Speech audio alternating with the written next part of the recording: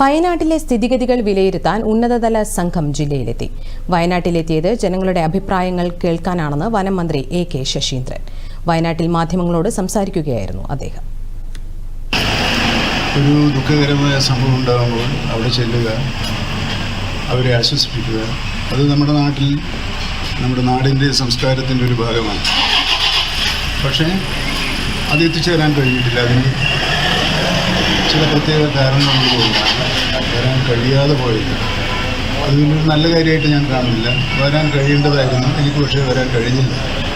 പക്ഷെ പ്രശ്നം അതല്ല, ഞാൻ വരുന്നു പോകുന്നു എന്നുള്ളതിനേക്കാൾ പ്രധാനം, ഞാൻ വരുന്നതിൻ്റെ ഒരു നല്ല വശം ഞാൻ ആദ്യം ചൂണ്ടിക്കാണിച്ചില്ല. അതിനേക്കാൾ പ്രധാനം എങ്ങനെയാണ് പ്രശ്നങ്ങൾ പരിഹരിക്കാൻ എന്താണ് ചെയ്യുന്നത്.